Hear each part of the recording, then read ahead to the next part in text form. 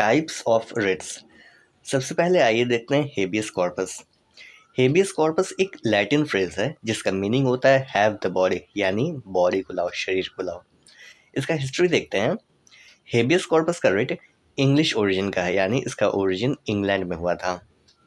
India की बात की जाए तो रेगुलेटिंग एक्ट 1773 के तहत में इंडिया में 3 सुप्रीम कोर्ट्स इस्टेब्लिश किया गया, कलकत्ता, बॉम्बे एंड मद्रास में। बाद में इन सुप्रीम कोर्ट्स को एबॉलिश कर दिया गया, ख़त्म कर दिया गया और हाई कोर्ट्स की इस्टेब्लिशमेंट की गई, हाई कोर्ट की स्थापना की गई और रिट इशू करने का पावर हाई कोर्ट्स को दिया गया। कॉन्स्टिट्यूशन ऑफ इंडिया की बात की जाए, जो अभी हम लोग फॉलो कर रहे हैं 1950, उसमें सुप्रीम कोर्ट और हाई कोर्ट रिट इशू कर सकता है। सुप्रीम कोर्ट रिट इशू कर सकता है आर्टिकल 32 के तहत में और हाई कोर्ट रिट इशू कर सकता है आर्टिकल 226 के तहत में। आइए अब समझते हैं हेबियस कॉर्पस रिट का ऑब्जेक्ट क्या है, ऑब्जेक्टिव क्या है।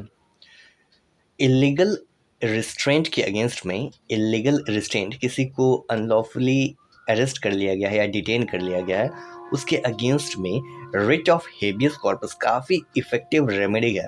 ठीक है, अगर कोर्ट को लगता है कि जो अरेस्ट किया गया है या इम्प्रिजनमेंट किया गया है वो इलीगल है, उसका कोई भी लीगल जस्टिफिकेशन नहीं है, तो कोर्ट ऑर्डर देगी कि उस पर्सन को रिलीज़ किया जाए। ठीक है, यही हेबियस कॉर्पस का ऑब्जेक्ट है। इसीलिए हम लोग कह सकते हैं कि हेबियस कॉर्पस का ऑब्जेक्ट है इलीगल डिटेंशन से रिलीज़ करना। इसका ऑब्जेक्ट पनिश करना नहीं होता है। जैसे जो डिटेनिंग अथॉरिटी है, प्राइवेट पर्सन हो गया या कोई अथॉरिटी हो गया, वो अगर इलीगल डिटेंशन करता है तो उसको पनिश करना इसका ऑब्जेक्टिव नहीं है। इसका ऑब्जेक्टिव है हेबियस कॉर्पस का कि इलीगल डिटेंशन जो भी हो रहा है उससे वहाँ से पर्सन को रिलीज़ कराना। यहाँ पर हम लोग देख सकते हैं कि अगर मान लेते हैं डिटेंशन लॉफुल है, अकॉर्डिंग टू लॉ है, तो ये रिट इशू नहीं किया जा सकता है। लेकिन अगर कोर्ट को लगता है कि जो डिटेंशन, जो अरेस्ट वो लॉफुल नहीं है, तो वहाँ पर writ of habeas corpus court issue कर सकती है। सवाल अब ये उठता है कि रिट ऑफ हेबियस कॉर्पस के लिए अप्लाई कौन कर सकता है। तो देखिए, सबसे पहले जो पर्सन इलीगली डिटेन्ड हुआ है वो अप्लाई कर सकता है। लेकिन अगर जो प्रिजनर अप्लाई नहीं कर सकता है, नहीं जानकारी उसे, तो कोई भी अदर पर्सन जिसे उस प्रिजनर में इंटरेस्ट है वो अप्लाई कर सकता है। उस प्रिजनर में कौन कौन इंटरेस्टेड हो सकता है? उसकी वाइफ, या वो फीमेल है तो उसका हस्बैंड, फादर, मदर, सिस्टर या कोई फ्रेंड भी। ठीक है, तो ये लोग अप्लाई कर सकते हैं for the writ of habeas corpus. ये जो रिट होता है, रिट ऑफ हेबियस कॉर्पस, ये किसके अगेंस्ट लाई करता है? तो देखिए, कोई भी पर्सन, एनी पर्सन या कोई अथॉरिटी जो इलीगली डिटेन किया है या अरेस्ट किया है, उनके अगेंस्ट में रिट ऑफ हेबियस कॉर्पस होगा। डिले इन अप्लाइंग, अगर रिट ऑफ हेबियस कॉर्पस को अप्लाई करने में डिले होगा तो क्या उसका इफेक्ट होगा? क्या उस एप्लीकेशन को ख़त्म कर दिया जाएगा या कोर्ट डिनाई कर देगी एंटरटेन करने से? क्या होगा? देखिए, जो राइट ऑफ पर्सनल लिबर्टी है, ये एक फंडामेंटल राइट है जो कि मेंशन है कॉन्स्टिट्यूशन ऑफ इंडिया के पार्ट 3 में, और ये फंडामेंटल राइट को वेव नहीं किया जा सकता है। और जो रॉन्गफुल डिटेंशन या रॉन्गफुल अरेस्ट होता है वो एक कंटिन्यूस रॉन्ग होता है और इंजरी तब तक रहता है जब तक कि कोई रेमेडी नहीं हो जाता है, रेमेडी नहीं मिल जाता। इसलिए जो रिट ऑफ हेबियस कॉर्पस का पिटिशन होता है उसे डिले के ग्राउंड पर डिसमिस नहीं किया जा सकता है। When may be refused, writ of habeas corpus का जो पिटिशन होता है वो कब उसे रिफ्यूज़ किया जा सकता है, कब एंटरटेन नहीं किया जाएगा? देखिए, जो रिट ऑफ हेबियस कॉर्पस का पिटिशन होता है वो अगर पेंडिंग है और प्रिजनर रिलीज़ हो जाता है, प्रिजनर को रिलीज़ करा दिया जाता है, तो ऐसी सिचुएशन में रिट ऑफ हेबियस कॉर्पस को एंटरटेन नहीं किया जाएगा और उस रिट को, उस पिटिशन को रिफ्यूज़ कर दिया जाएगा। क्यों? क्योंकि हेबियस कॉर्पस का रिट का मकसद ही है कि इलीगल अरेस्ट या इलीगल डिटेंशन जो है उससे जो प्रिजनर है उसको बचाए, उसको रिलीज़ कराए इलीगल डिटेंशन से, ना कि किसी को, जो अथॉरिटी है जिसने अरेस्ट किया है उसको पनिश करना इसका मकसद नहीं है। जैसे आप केस एक रेफ़र कर सकते हैं जो हम लोग जानते हैं, state of Jammu and Kashmir versus Bhim Singh. Bhim Singh versus state of Jammu and Kashmir में रिट फाइल किया गया था, लेकिन रिट को एंटरटेन करने से पहले ही जब वो पेंडिंग में था तभी भीम सिंह को रिलीज़ करा दिया जाता है, रिलीज़ कर दिया जाता है। तो वहाँ पर कोर्ट ने हेबियस कॉर्पस के रिट को एंटरटेन नहीं किया, लेकिन as a remedy compensation award किया गया उसे। ठीक है, नेक्स्ट सब टॉपिक है ड्यूटी ऑफ कोर्ट। अगर कोई भी एलिगेशन लगाया जाता है कि किसी पर्सन को इलीगली डिटेन किया गया है या वो पर्सन इलीगल कस्टडी में है, तो ये कोर्ट का ड्यूटी हो जाता है कि वो देखे उस मामले को और देखे और ये सिक्योर करे कि उस पर्सन का फ्रीडम को बचाए रखे। यानी इलीगल कस्टडी है तो उसे रिलीज़ करा दिया जाए। 3 केसेस हम लोग समझेंगे। ADM Jabalpur versus Shivkant Shukla 1976, AK Roy versus Union of India 1982 and State of UP versus Hari Singh Thakur 1987। इन केसेस में कोर्ट ने ऑब्जर्व किया कि कोर्ट का ये ड्यूटी होगा बैलेंस करना दो चीज़ों का क्या बैलेंस, एक कि पूरा कम्युनिटी एट लार्ज को का इंटरेस्ट होगा और दूसरी तरफ जो पर्सन है जिसे अरेस्ट किया गया उसका इंटरेस्ट होगा। तो कोर्ट का ऑब्जर्वेंस ये था कि the duty of the court is to strike a balance between the need to protect community on the one hand, community को प्रोटेक्ट करना है, और दूसरी तरफ जो पर्सन है वो सिटीजन है उसका लिबर्टी को भी प्रिजर्व करना है। ये ऑब्जर्वेंस था इन तीनों केसेस में।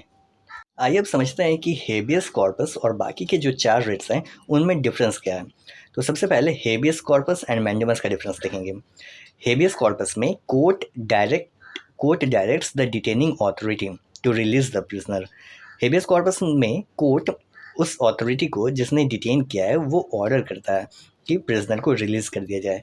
लेकिन मैंडेमस में पब्लिक अथॉरिटी को कोर्ट ये ऑर्डर करता है कि वो अपना ड्यूटी को डिस्चार्ज करे, ड्यूटी परफॉर्म करे जो उसका ड्यूटी है करने के लिए मैंडेमस में। हेबियस कॉर्पस एंड प्रोहिबिशन में डिफरेंस देखते हैं। Habeas corpus is available in case of imprisonment by public और even private authority.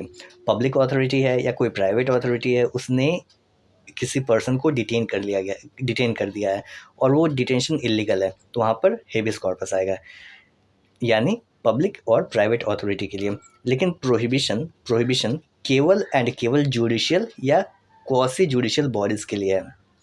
Habeas corpus का रिट तभी इशू होगा या हेबियस कॉर्पस का रिट का जो ऑर्डर होगा तभी इशू होगा जब पर्सन कस्टडी में है। लेकिन प्रोहिबिशन का रिट का जो ऑर्डर होगा वो इशू किया जाएगा इससे पहले कि एक्शन लिया गया है, उस अथॉरिटी के द्वारा ऑर्डर लिया गया है या कोई एक्शन लिया गया है, उससे पहले ही प्रोहिबिशन का ऑर्डर दिया जाता है। यानी प्रोहिबिशन मतलब प्रोहिबिट, मना करना, इससे पहले कि कोई कुछ करे उससे पहले उसे रोका जाए, वो प्रोहिबिशन हो जाता है। हेबियस कॉर्पस एंड सर्टियोररी का देखते हैं। Habeas corpus directs the authority to bring the body of the prisoner, और सर्टियोररी में कहा जाता है, सर्टियोररी कोर्ट कहती है लोअर कोर्ट को या ट्रिब्यूनल को कि रिकॉर्ड लाने के लिए। हेबियस कॉर्पस में court decides legality of detention legal है या इलीगल है। अगर इलीगल है तो हेबियस कॉर्पस इशू होगा, लेकिन अगर लीगल डिटेंशन है तो हेबियस कॉर्पस इशू नहीं होगा। सर्टियोररी में adjudicates legality of the order passed और decision rendered by lower court और ट्रिब्यूनल। लोअर कोर्ट या ट्रिब्यूनल के द्वारा जो ऑर्डर पास किया गया है उसका लीगलिटी देखा जाता है सर्टियोररी के रिट में। Habeas corpus and quo warranto में देखते हैं। Habeas corpus protects personal liberty and freedom of individual. Quo warranto देखिए, हेबियस कॉर्पस पर्सनल लिबर्टी को गारंटी करता है, लेकिन क्वो वारंटो पब्लिक ऑफिसर को सेफगार्ड करता है। हमारा नेक्स्ट रिट आता है रिट ऑफ मैंडेमस। मैंडेमस का मीनिंग होता है अ कमांड, किसी को कमांड देना। मैंडेमस में कोर्ट एक ऑर्डर जारी करती है पब्लिक अथॉरिटी को, और पब्लिक अथॉरिटी को ये ऑर्डर जारी करती है कि वो अपना पब्लिक ड्यूटी को परफॉर्म करे, पब्लिक ड्यूटी को डिस्चार्ज करे, जो उसका ड्यूटी है कॉन्स्टिट्यूशन के द्वारा ड्यूटी इम्पोज किया गया है या किसी अदर लॉ के द्वारा ड्यूटी इम्पोज किया गया है। मैंडेमस का ऑब्जेक्ट क्या है? The primary object of mandamus is to supply defect of justice. जो मैंडेमस होता है ये सिटीजन के राइट को प्रोटेक्ट करता है। कैसे प्रोटेक्ट करता है? ये इन्फोर्स कराता है वो ड्यूटी जो लॉ के द्वारा लगाया गया है। लॉ के द्वारा जो पब्लिक अथॉरिटी के ऊपर ड्यूटी है उसे इन्फोर्स कराता है ये मैंडेमस है। इसीलिए हम लोग कह सकते हैं कि the writ of mandamus promotes justice. आइए अब थोड़ा सा मैंडेमस का हिस्ट्री देख लेते हैं कि मैंडेमस की ओरिजिन कैसे हुई। तो मैंडेमस जो है वो एक इंग्लिश ओरिजिन है, यानी इंग्लैंड में इसकी ओरिजिन हुई है।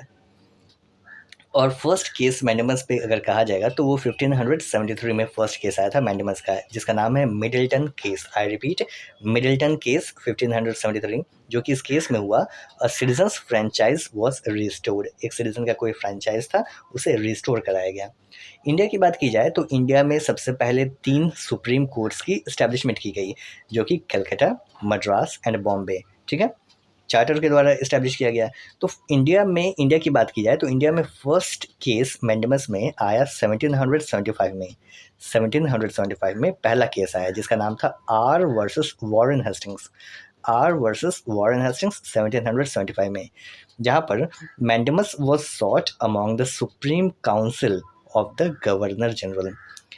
स्टैट्यूटरी रिकॉग्निशन की बात की जाए कि स्टैट्यूट में एक्सप्रेसली कब मेंशन किया गया, तो वो स्पेसिफिक रिलीफ एक्ट 1877 का जो था, अभी का जो प्रेजेंट स्पेसिफिक रिलीफ एक्ट है उसकी बात नहीं हो रही है, उससे पहले का 1877 में जो स्पेसिफिक रिलीफ था, उस स्पेसिफिक रिलीफ एक्ट उसके सेक्शन 50 में स्टैट्यूटरी रिकॉग्निशन मिलता है मैंडेमस को। सवाल अब ये उठता है कि हु में apply for the writ of mandamus. Writ of mandamus के लिए कौन अप्लाई कर सकता है, तो आंसर इसका एकदम सिंपल है, वो पर्सन जिसका राइट इन्फ्रिंज हुआ है वो इस रिट के लिए अप्लाई कर सकता है। नेक्स्ट, अगेंस्ट हुम मैंडेमस लाइज। मैंडेमस किसके अगेंस्ट में लाई करेगा, यानी कोर्ट ऑर्डर इशू कर सकती है पब्लिक अथॉरिटी को कि वो अपना ड्यूटी करे। तो कौन कौन वो अथॉरिटीज़ हैं जिनके अगेंस्ट में कोर्ट ऐसा ऑर्डर दे सकता है, यानी रिट ऑफ मैंडेमस इशू किया जा सकता है।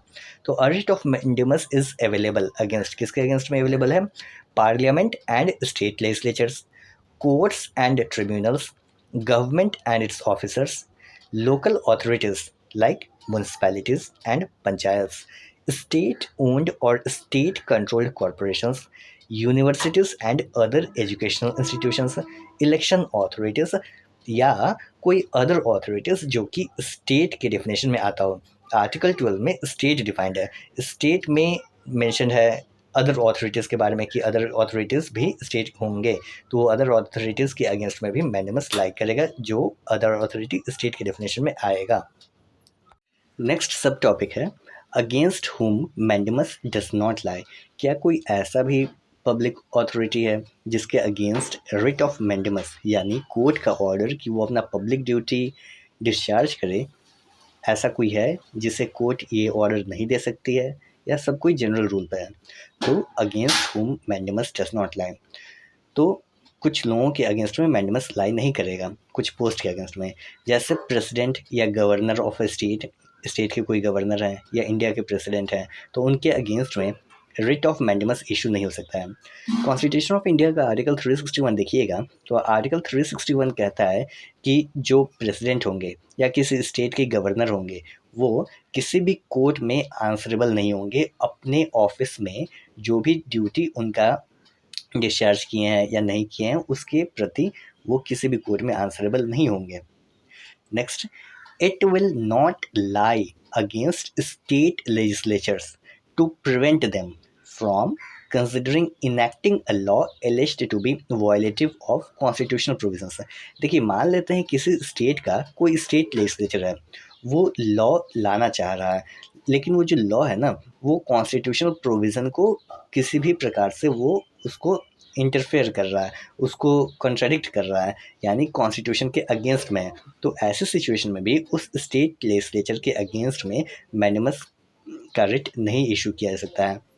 ठीक है, ये ऑब्जर्व हुआ था Narendra Chand Hemraj versus lieutenant governor HP 1971 में। नेक्स्ट, रिट ऑफ मैंडेमस किसी इंफीरियर या मिनिस्ट्रियल ऑफिसर के अगेंस्ट में भी इशू नहीं हो सकता है, जो कि ड्यूटी बाउंड है अपने सुपीरियर्स के ऑर्डर्स को ओबे करने के लिए, और कोई प्राइवेट इंडिविजुअल है या इनकॉर्पोरेट बॉडी है उसके अगेंस्ट भी मैंडेमस का रिट इशू नहीं हो सकता है। नेक्स्ट सब टॉपिक है डिले एंड लैचेस। क्या रिट ऑफ मैंडेमस को का पिटिशन फाइल करने में अगर डिले हो जाता है, देरी हो जाता है, तो उसका प्रभाव क्या होगा? देखिए, जो लॉ ऑफ लिमिटेशन होता है वो रिट प्रोसीडिंग्स पर अप्लाई नहीं होता है, लेकिन मैंडेमस का रिट ये कहता है कि एकदम जल्दी एक्ट करना होता है बिना डिले के, रिक्वायर्स एक्टिंग विदाउट डिले, यानी जितना जल्द हो सके उतना जल्दी कोर्ट को अप्रोच करना होता है। इसी में एक कंसेप्ट है सर्टियोरेफाइड मैंडेमस का। ये क्या होता है? ये सर्ट्यूटरी और मैंडेमस का कॉम्बिनेशन होता है। देखिए, जो मैंडेमस का रिट होता है, ये इशू किया जाता है कि पब्लिक अथॉरिटी अपना ड्यूटी परफॉर्म करे, और जो रिट ऑफ सर्ट्यूटरी होता है, ये इशू होता है एक डिसीजन को क्वॉश करने के लिए, जो कि कोर्ट या ट्रिब्यूनल ने लिया है, यानी इन्फीरियर कोर्ट या इन्फीरियर ट्रिब्यूनल ने ऐसा डिसीजन लिया है उसको क्वॉश करने के लिए, और वो डिसीजन बिना जुरिस्डिक्शन के हो या एक्सेस ऑफ जुरिस्डिक्शन हो, यानी प्रॉपर जुरिस्डिक्शन ना हो। तो किसी किसी सिचुएशन में मैंडेमस एंड सर्ट्यूटरी इन दोनों को कंबाइन कर दिया जाता है, उसी को सर्ट्यूटरीफाइड मैंडेमस कहा जाता है। बाई इशूइंग सर्ट्यूटरी को इशू करने पर जो डिसीजन होगा वो क्वॉश हो जाएगा, और साथ ही साथ मैंडेमस इशू करने पर कुछ डायरेक्शन दिया जाएगा कोर्ट के द्वारा। इसी को सर्ट्यूटरीफाइड मैंडेमस कहा जाता है। आइए एग्जाम्पल की हेल्प से समझते हैं। इंडस्ट्रियल डिस्प्यूट एक्ट 1947 का सेक्शन 10 जो कहता है reference of dispute to boards, courts और ट्रिब्यूनल्स। ठीक है, तो गवर्नमेंट सेक्शन 10 के तहत में रिफ्यूज़ कर देती है, सेक्शन 10 को फॉलो नहीं करती है रेफरेंस करने के लिए। तो ऐसे सिचुएशन में जो हाई कोर्ट होगा वो सर्ट्यूटरी का रिट इशू करेगा और उस डिसीजन को, उस ऑर्डर को क्वॉश करेगा, और साथ ही साथ मैंडेमस का भी रिट इशू करेगा, मैंडेमस का ऑर्डर इशू करेगा, और गवर्नमेंट को डायरेक्शन देगा वो मैटर को फ्रेश, यानी एकदम फिर से फ्रेश डिसाइड करने के लिए और उसको रेफरेंस बनाने के लिए। दूसरा एग्जांपल देखते हैं। किसी पार्टिकुलर स्टैट्यूटरी प्रोविज़न में रिगार्डिंग लाइसेंस को ग्रांट करने के लिए, परमिशन देने के लिए, परमिट देने के लिए 3 साल का था कि renewal of permit for 3 years, 3 साल तक वो परमिट रिन्यू हो सकता है।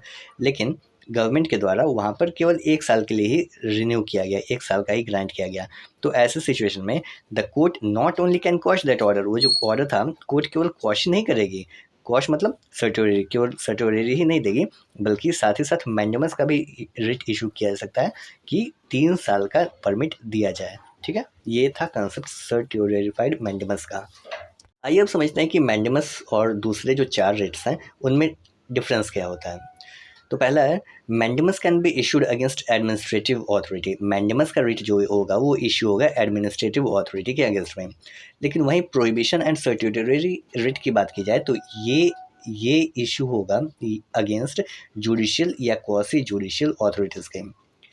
मैंडेमस वहाँ पर आएगा जहाँ पर अथॉरिटी ने जुरिस्डिक्शन को डिक्लाइन किया है, लेकिन प्रोहिबिशन एंड सर्ट्यूटरी रिट वहाँ पर आएगा जहाँ पर कोर्ट या ट्रिब्यूनल ने जुरिस्डिक्शन एक्सीड कर दिया है।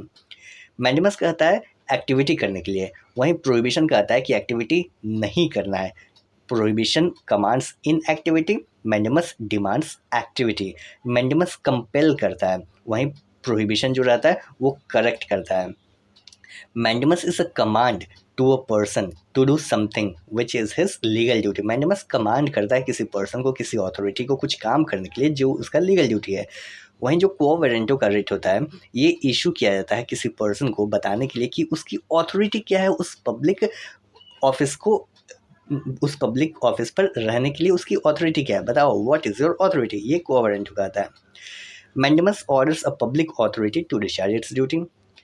हेबियस कॉर्पस कहता है, हेबियस कॉर्पस में कोर्ट कहता है जो अथॉरिटी है, पब्लिक अथॉरिटी है, वो प्रिजनर को क्यों डिटेन किया है उसे रिलीज़ किया जाए अगर डिटेंशन इलीगल है तो।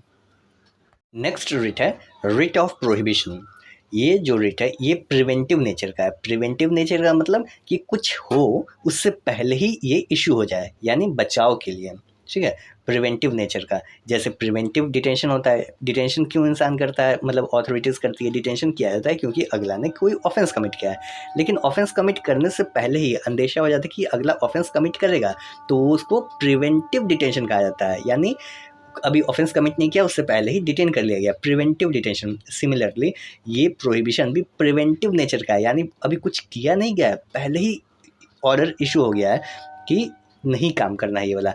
तो this writ of prohibition is of preventive nature. ठीक है, ये कहता है कि जो कोर्ट्स होंगे यानी सबऑर्डिनेट कोर्ट्स होंगे, ट्रिब्यूनल्स होंगे या क्वासी जुडिशियल अथॉरिटीज़ होंगे और ऑफिसर्स होंगे या कोई भी अदर पर्सन होगा जो या तो जुडिशियल पावर एक्सरसाइज कर रहा है या क्वासी जुडिशियल पावर एक्सरसाइज कर रहा है, जो कि वो अथॉरिटी उसमें नहीं है, उसमें जुरिस्डिक्शन नहीं है, ठीक है, अथॉरिटी है बट जुरिस्डिक्शन नहीं है, तो ऐसे में prohibition, writ of prohibition issue होगा। और इसके पीछे प्रिंसिपल क्या है? प्रिंसिपल ये है कि prevention is better than cure. ये जो रिट ऑफ प्रोहिबिशन है ये एक प्रोसीडिंग है जो कि प्राइवेट लिटिगेंट्स यहाँ पर नहीं इन्वॉल्व होते हैं। यहाँ पर दो कोर्ट्स इन्वॉल्व होते हैं, एक सुपीरियर कोर्ट होगा और दूसरा इन्फीरियर कोर्ट होगा। रिट ऑफ प्रोहिबिशन का ऑब्जेक्ट है to prevent encroachment of jurisdiction, यानी जुरिस्डिक्शन नहीं है फिर भी jurisdiction, excess of jurisdiction exercise किया जा रहा है अथॉरिटीज़ के द्वारा, तो वहाँ पर प्रिवेंट करने के लिए। नेक्स्ट, हु में अप्लाई, रिट ऑफ प्रोहिबिशन के लिए अप्लाई कौन कर सकता है? तो सबसे पहले तो एग्रीव्ड पार्टी, कोई पार्टी एग्रीव है तो वो अप्लाई कर सकता है, या कोई थर्ड पार्टी है, स्ट्रेंजर है, वो भी अप्लाई कर सकता है for the writ of prohibition. Next, against whom prohibition lies, prohibition का रिट, प्रोहिबिशन का ऑर्डर किसके अगेंस्ट लाई करेगा? तो ये अगेंस्ट होगा courts, tribunals, other quasi judicial authorities such as tax authorities, custom authorities, settlement officers, statutory arbitrators, ऐसे ही कोई भी अदर जो क्वासी जुडिशियल अथॉरिटीज होंगे उनके अगेंस्ट रिट ऑफ प्रोहिबिशन होगा। Against whom prohibition does not lie, किसके अगेंस्ट रिट ऑफ प्रोहिबिशन नहीं होगा? तो it does not lie against administrative authorities, जो एडमिनिस्ट्रेटिव अथॉरिटीज़ होंगे, जो एडमिनिस्ट्रेटिव, एग्जीक्यूटिव या मिनिस्ट्रियल फंक्शन डिस्चार्ज करेंगे, उनके अगेंस्ट रिट ऑफ प्रोहिबिशन नहीं होगा। Similarly writ of prohibition legislature के अगेंस्ट भी नहीं होगा, जो लेजिस्लेचर या तो लॉ को इनेक्ट कर रहा है या एनफोर्स कर रहा है, उसके अगेंस्ट में भी रिट ऑफ प्रोहिबिशन नहीं लाई करेगा। जैसे हम लोगों ने सर्ट्यूरेरिफाइड मैंडेमस देखा, उसी तरह यहाँ पे एक कंसेप्ट आ जाता है सर्ट्यूरेरिफाइड प्रोहिबिशन का। देखिए, जो प्रोहिबिशन होता है वो रिस्ट्रेन करता है किसी जुडिशियल या क्वासी जुडिशियल अथॉरिटी को कि जुरिस्डिक्शन पावर को एक्सरसाइज ना करें जहाँ पे जुरिस्डिक्शन ना हो। और सर्ट्यूरेरी इशू होता है वैसे ही अथॉरिटीज़ के अगेंस्ट में जहाँ पर वो डिसीज़न देते हैं, डिसीज़न दे चुके हैं, जुरिस्डिक्शन वहाँ नहीं था फिर भी डिसीज़न दे दिए हैं, तो उस डिसीज़न को क्वॉश करने के लिए सर्ट्यूरेरी इशू होता है। तो हम लोग कह सकते हैं कि प्रोहिबिशन प्रिवेंट करता है और सर्ट्यूरेरी क्योर करता है। प्रोहिबिशन प्रिवेंट करता है क्योंकि अभी कुछ हुआ नहीं है, तो कुछ होने से पहले, कुछ गड़बड़ी होने से पहले ये प्रिवेंट कर रहा है प्रोहिबिशन। और सर्ट्यूरेरी यहाँ पे गड़बड़ी हो गया है, तो अब हो गया तो उसको क्योर करना है, तो सर्ट्यूरेरी क्योर करता है यानी क्वॉश करता है, ठीक है। तो सर्ट्यूरेरी प्रोहिबिशन प्रिवेंट्स वाइल सर्ट्यूरेरी क्योर्स। तो हम लोग कह सकते हैं कि बोथ रिट्स आर दस कम्प्लीमेंट्री टू ईच अदर। कभी कभी सिचुएशन ऐसा हो सकता है कि कोर्ट के सामने या ट्रिब्यूनल के सामने कोई प्रोसीडिंग चल रहा है, तो कुछ प्रोसीडिंग पेंडिंग में है और कुछ प्रोसीडिंग डिस्पोज ऑफ हो चुका है। तो ऐसे सिचुएशन में जो प्रोसीडिंग पेंडिंग में है उसके अगेंस्ट में रिट ऑफ प्रोहिबिशन आ जाएगा, और वैसा प्रोसीडिंग जो फाइनल डिस्पोजल हो चुका है उसका, तो वहाँ पर रिट ऑफ सर्ट्यूरेरी ग्रांट किया जाएगा। इसी को कहा जाएगा सर्ट्यूरेरिफाइड प्रोहिबिशन। आइए अब समझते हैं कि प्रोहिबिशन और सर्ट्यूरेरी एंड मैंडेमस रिट में क्या अंतर है। देखिए, प्रोहिबिशन जो होता है ये prevent the fait from becoming accompli, यानी जो फैक्ट होता है उसको एकम्प्लिश होने से प्रिवेंट करता है प्रोहिबिशन। लेकिन सर्ट्यूरेरी वहाँ पे अप्लाई होगा जहाँ पर डिसीजन ऑलरेडी फेट एकम्प्ली, यानी जो फैक्ट है वो एकम्प्लिश हो चुका है, वहाँ पे सर्ट्यूरेरी अप्लाई होगा। मैंडेमस कंपेल करता है अथॉरिटी को कि कुछ वो करे, यानी पावर एक्सरसाइज करे। वहीं जो प्रोहिबिशन होता है वो कोर्ट को या ट्रिब्यूनल को ऑर्डर देती है कि वो ना करे, पावर एक्सरसाइज ना करे जहाँ पर जुरिस्डिक्शन नहीं है। तो मैंडेमस डिमांड्स एक्टिविटी, मैंडेमस कहता है कि आप कुछ कीजिए, जो आपका ड्यूटी है वो कीजिए, और प्रोहिबिशन कहता है, प्रोहिबिशन कमांड्स इन एक्टिविटी, आपकी ड्यूटी नहीं है, वहाँ पे जुरिस्डिक्शन नहीं है तो आप मत कीजिए। तो mandamus demands activity, prohibition commands in activity. Next writ है रिट ऑफ सर्ट्यूरेरी। सर्ट्यूरेरी का मीनिंग होता है टू सर्टिफाई। सर्ट्यूरेरी एक मेथड है जो रिकॉर्ड को बुलाता है, रिकॉर्ड को बुलाने का एक मेथड है। किसका रिकॉर्ड? जो सब ऑर्डिनेट कोर्ट होते हैं या इन्फीरियर ट्रिब्यूनल होते हैं, उनको जो सुपीरियर कोर्ट्स होंगे वो बुलाएंगे रिकॉर्ड के लिए कि अपना रिकॉर्ड दिखाइए या अपना बताइए कि आपने डिसीजन लिया है, कैसे डिसीजन लिया है, क्योंकि वहाँ पर एरर ऑफ जुरिस्डिक्शन था, जुरिस्डिक्शन वहाँ पे प्रॉपरली एक्सरसाइज नहीं किया गया था। रिट ऑफ सर्टियोररी का ऑब्जेक्ट क्या है? रिट ऑफ सर्टियोररी का ऑब्जेक्ट है कि जो इन्फीरियर कोर्ट्स होंगे और जो क्वासी जुडिशियल अथॉरिटीज़ होंगे वो अपने जुरिस्डिक्शन के लिमिट में रहकर ही अपना पावर एक्सरसाइज करें, और अगर जुरिस्डिक्शन एक्सरसाइज किए हैं तो सुपीरियर कोर्ट के द्वारा उनका डिसीजन को क्वॉश कर दिया जाएगा, ख़त्म कर दिया जाएगा, ये रिट ऑफ सर्टियोररी को इशू करके। ये ऑब्जेक्ट है इसका। आइए अब थोड़ा सा सर्टियोररी का शॉर्ट हिस्ट्री देख लेते हैं। इंडिया की बात की जाए तो इंडिया में रॉयल चार्टर ऑफ 1774 के तहत में supreme court at Calcutta, Madras and Bombay, ये तीनों सुप्रीम कोर्ट्स को पावर इशू किया गया कि वो सर्टियोररी का रिट इशू कर सकता है। और जो सबसे पहला डिसीजन या केस आप कह लीजिए वो आया 1943 में, जिसका नाम था रियॉट्स ऑफ गरबंदो वर्सेस जमींदार ऑफ परला की मेदी। आई रिपीट, रियॉट्स ऑफ गरबंदो वर्सेस जमींदार ऑफ परला की मेदी। हु में अप्लाई, रिट ऑफ सर्टियोररी के लिए अप्लाई कौन कर सकता है?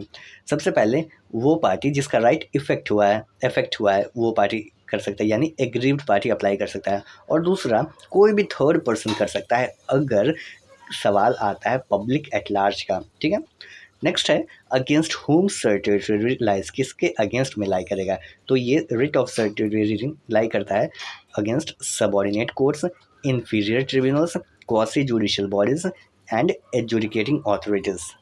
Against whom certiorari does not lie, किसके अगेंस्ट लाई नहीं करेगा?